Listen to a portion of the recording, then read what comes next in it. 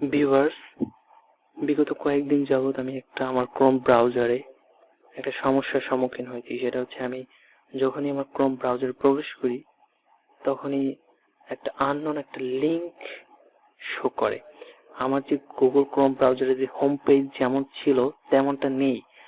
আমি আমার ক্রোম ব্রাউজারে প্রবেশ করে আপনাদের দেখাচ্ছি। হ্যাঁ, এই হচ্ছে আমার ব্রাউজার।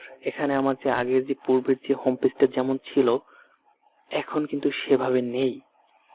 এখানে আমি প্রবেশ করার সাথে সাথেই একটা লিংক দেখতে পাচ্ছি, সেটা হচ্ছে go-go.tech। এই লিংকটা শো করে এবং আমি জানি না এটা কেমন লিংক, কিসের লিংক, হয়তো একটা ভাইরাস। আমি যতটুকু জানতে পেরেছি সেটা হচ্ছে এটা একটা ভাইরাস। তো আমি নতুন একটা ট্যাব নিলেও সেম আমার যে হোম পেজে এখানে যে রাইট সাইডে কর্নারে যে উপরে যে আমার যে গুগলের অ্যাকাউন্ট, জিমেইল এবং গুগলের যে অ্যাপস, সেই যে মেনুগুলো সেগুলো কিন্তু এখানে অপশনগুলো দেখতে পাচ্ছি না। হয়তো এই ভাইরাসটার কারণেই এগুলো দেখতে পাচ্ছি না। এবং এখানে আমি যদি কিছু সার্চ করি, যেমন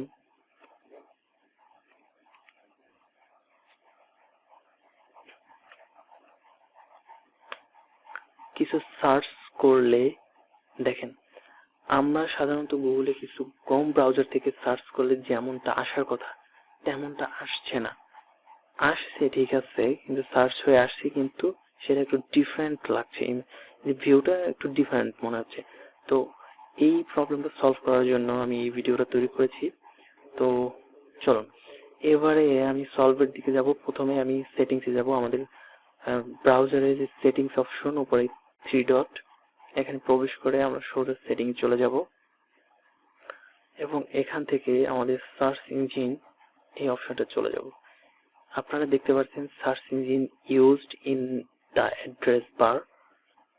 এই এখানে এখানে দেখুন, এখানে ডিফল্ট হিসেবে go-go.tec সার্চটা হয়ে গেছে। কিভাবে হয়েছে আমি জানি না, কিন্তু এখান থেকে আমরা আমাদের গুগলকে সিলেক্ট করে দেব।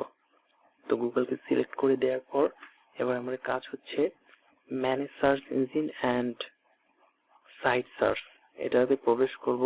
এখান থেকে আমরা যদি এখানে go-go.tec পাই সেটাকে আমরা ডিলিট করে দেব বা রিমুভ করে দেব।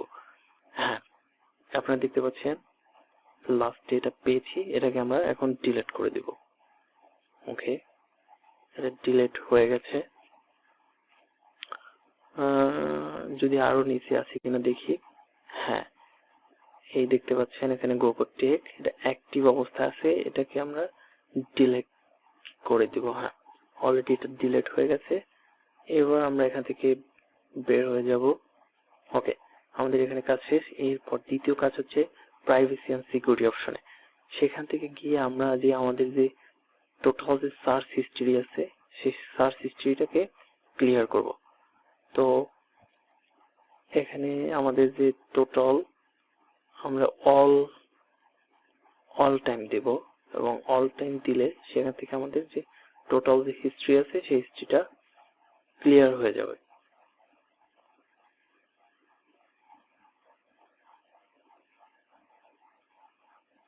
তো আমাদের ব্রাউজারের হিস্ট্রি ক্লিয়ার হয়ে গেছে। এবার আমরা সাইট সেটিং অপশনে প্রবেশ করব। এখান থেকে দেখব, এখান থেকে আমাদের কিছু ক্লিয়ার করতে হবে, ক্লিন করতে হবে।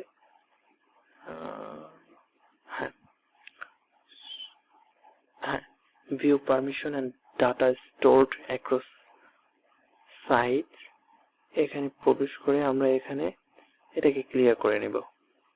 Clear all data. Okay, already এটা ক্লিয়ার হয়ে গেছে। এবারে আমাদের কাজ হবে আমরা ব্রাউজারটাকে কেটে দিব এবং দেখবো আমাদের প্রবলেমটা সলভ হয়েছে কিনা। ওকে, তো কেটে দিলাম।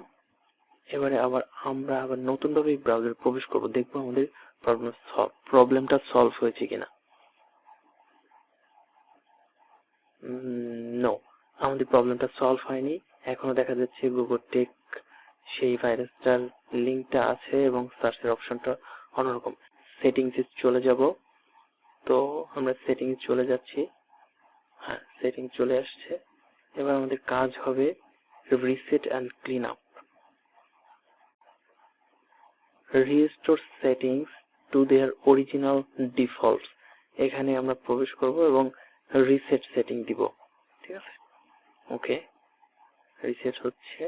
ওকে, এটা রিসেট হয়ে গেছে। এবার আবার আমরা এটাকে কেটে দিব ব্রাউজারটা এবং নতুন ভাবে আবার প্রবেশ করবো, দেখবো সলভ হয়েছে কিনা। ওকে ওকে, হ্যাঁ, আমাদের প্রবলেমটা সলভ হয়ে গেছে। দেখেন, আমরা কিন্তু এর পূর্বে ব্রাউজার প্রবেশ করার সাথে সাথে এখানে go-go.tech ওই ভাইরাসটা শো করতো। যাই হোক, সেই প্রবলেমটা কিন্তু সলভ হয়ে গেছে।